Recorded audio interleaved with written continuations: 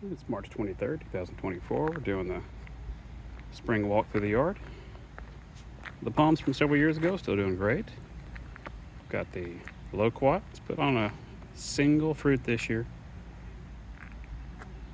The daffodils are doing okay. Missed the azalea peak bloom by a week, but they looked great this year. Around front we had a big change. We pulled the gardenias out. They were a little leggy. One or two of them are dead. Replace them with this azalea. It's got a pink center and white leaves. Hopeful that they'll appreciate the morning sun and afternoon shade. I think they'll be fuller and bushier than the gardenias everywhere. Still the flower boxes up front. Right now we've got some impatiens in there. The hostas, love it up here. These are the same ones still. Backing up the queen palms, or the Christmas palms from Puerto Rico. Getting taller and taller and taller. They've got some brown spots, but those are just from the winter. Still have the queen of the night up here. The cinnamon at the back. Around on the other side, have a new addition, which is a Tasmanian tree fern. Hopefully that will do well here. The kind of inspired by our trip to Puerto Rico we took this past February. That was Liam's first trip. Coming back around on the side, a lot of the same stuff. To the right of my truck is the rosemary and the asparagus. So we'll approach that.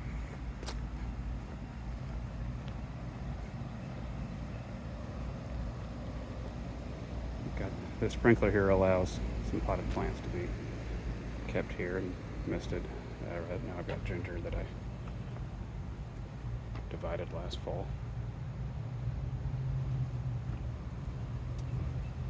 Right here is a dogwood tree that Tana got from the Nature Center earlier this year. This is the other cinnamon. It dropped a lot of its leaves just in a cold snap last winter, and we're kind of giving it some extra sun to kind of recover.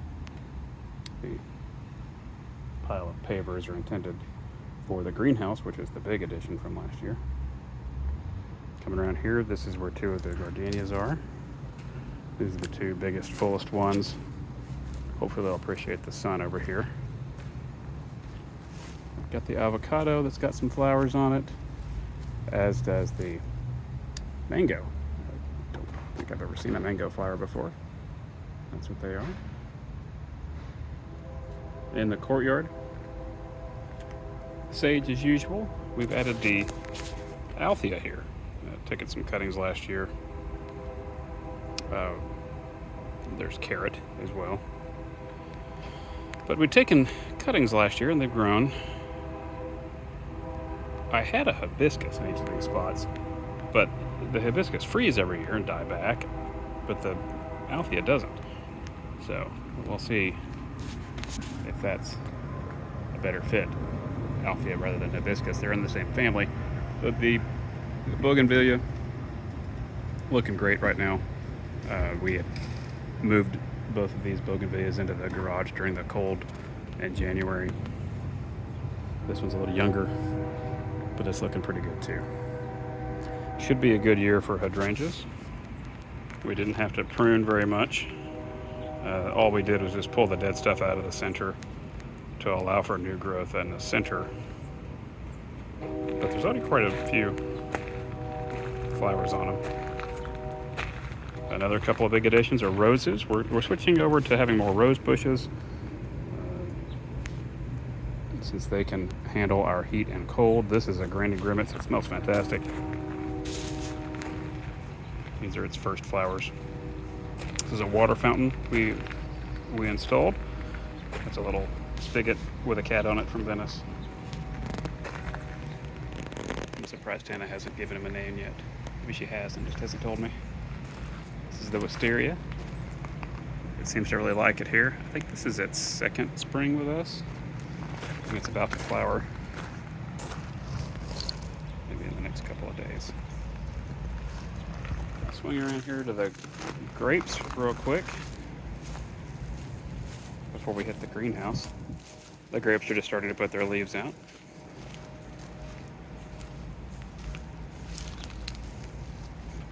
The elephant ears are doing great. Most of the bananas have come back from the cold, so I was able to pot up the small bananas that were shooting off to the side, the babies. This chestnut is putting on some good growth this year, so hopefully maybe when it blooms, the two will bloom kind of at the same time and we'll get some cross-pollination and get better chestnuts. The neighbors behind us here are almost certainly moving, and unfortunately that means somebody's going to probably want to put a fence back up. We'll see. Hopefully not. The hedge is doing great. It died back pretty hard in January, but we're only 2 months past the freeze and everything's already 2.5, 3 feet tall. The elephant ears, the cannas, the gladiolus. We've also got a gardenia and a camellia down there. Here at the entrance to the pineapple garden are the jasmine. This is one of the gardenias from the front. A couple of plumerias that were gifted to us. Just potted the dahlia today, found it in the garage. This is the walkway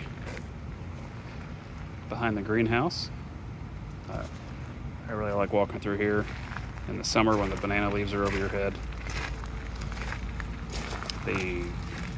This bougainvillea, we moved here last year and built this trellis for it, which peak summer, it was about 12 feet tall, arching everywhere with a deep red petals on it. As you can see, the greenhouse has a solar panel there. That's for the fan. It really moves quite a bit of air. The vents are automatic. There's a little wax cylinder in there that expands with the heat. You can see the aqueduct bed.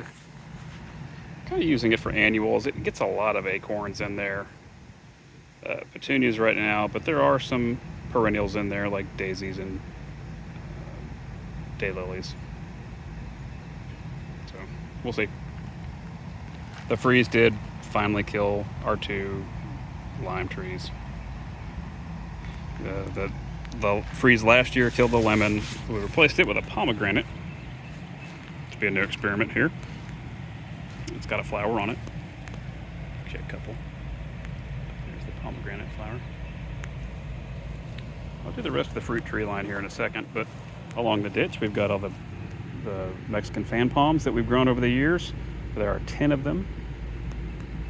There's also some random plants in there like cannas and elephant ears, and we spread some wildflowers every year as well. Right now there's a lot of ragweed. Reshape the compost bin. It's bigger and more functional. This is a pink lemon tree. We'll come into the pineapple garden from the wide end. You can see the greenhouse. We got it put up last month. It is not quite ready. The floor's not done. We'll put those 12 by 12 pavers in here. I'll build shelves with the 4x4 posts that are set in the corners. Right now it's largely fan palms, bananas, but there's some seedlings in here for corn and basil and tomatoes, as well as some cuttings from the mango and sunflower seeds.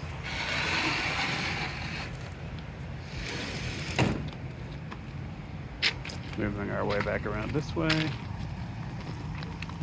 This is another one of the gardenias, as well as the blackberries, chrysanthemum, and the carnations. Got some irises potted up here. Backfilled around the back of this with all the remainder of the gardenias. We'll see how they like it. The rain barrel is new. It's been really pretty helpful. Try to save a lot of water, since we admittedly grow a lot of things that aren't terribly drought tolerant. Our original chestnut tree is finally settled in. We had some little chestnuts this year, but I don't think were pollinated very well, and so the fruit inside was really small. Along the porch, got a lot of the cast of the same characters: the jalapeno, lavender, mint, catnip, green onions.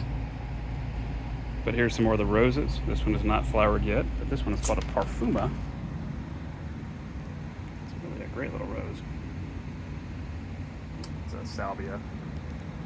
The boxwoods are doing great. We'll try to prune those into the shape of a cat head here soon. Parsley and basil. The oregano, which just loves it in these raised beds, and that's a Tabasco that really did great last year, and we made a lot of hot sauce with it. So I potted up in the winter. Back around here, divided the althas this year. So now we have two, and they're about the same size, which is great. Also have the lemongrass, which was divided. So we got some nice symmetry going back here. These yellow flag iris are from my mom's house. More carnations here by the palm, as well as in the front of the boxwoods. Here you've got the apple tree in the back. And in front of it are some foxgloves and some pole beans. In front of that, some eggplant. We had a really great eggplant year last year. Had eggplant probably twice a week for 2 months, it seems. Come back to the fruit tree line. We left off at the pomegranate. We still have the orange and the grapefruit. This sad little peach tree was injured. It's coming back from the roots. I'm not sure if that's actually the peach tree or whatever rootstock it may have been on. We'll see. The strawberry guava didn't make it through the freeze as far as top growth, but it's put on quite a bit in just the last month. The fig has finally settled in. It's doing great. I think we'll actually get some figs this year, more than one or two.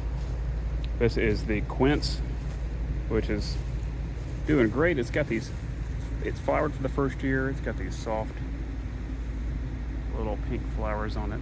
I just disturbed a bumblebee. But quite a few of them have already been pollinated, and got these little quinces on it. Super excited about that.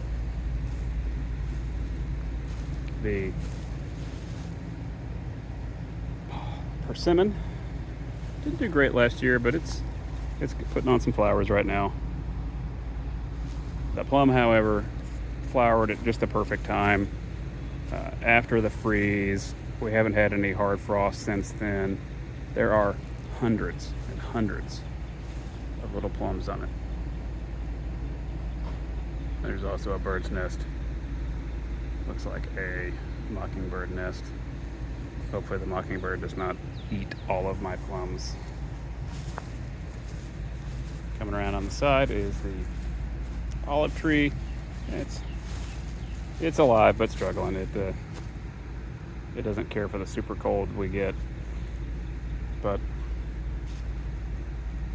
it's put on 3 feet of growth since last year. So there's hope. Back to the flower beds. Put some tomatoes in a couple weeks ago. They should take off here soon. Just a variety. A little miniature rose. The Lisbon lemon. It flowered this year, so hopefully we'll get some lemons from that. They're really great. We had them a pretty good crop think, in 2021.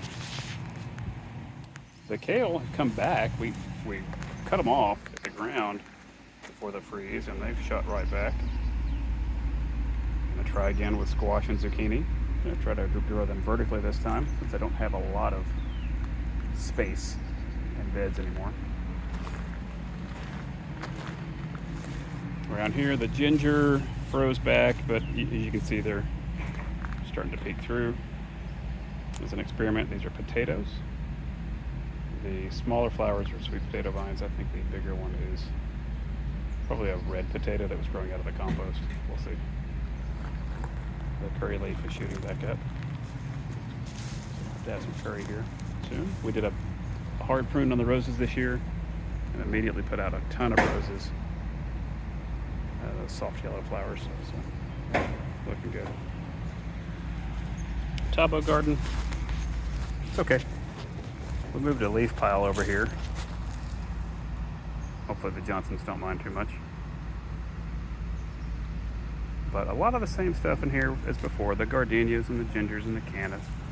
Plumerias were a gift from Dwayne Philpin. There's chrysanthemums in there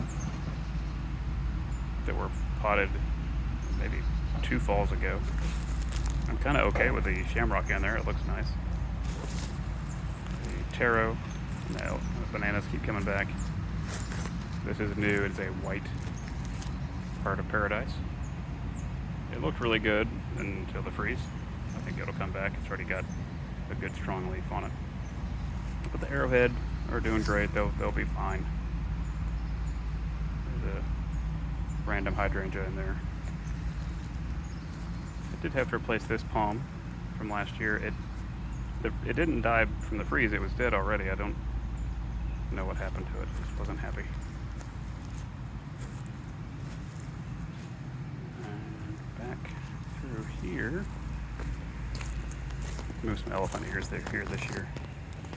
But we are getting some good growth on the clematis. I bought a couple new ones. We'll see how they do.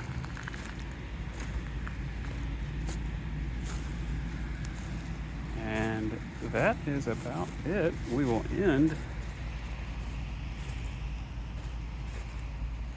with our door knocker, which is kind of the last new thing. That's from Venice as well. A lion head bought on the canals of Venice when we went there. And that's your 2024 video.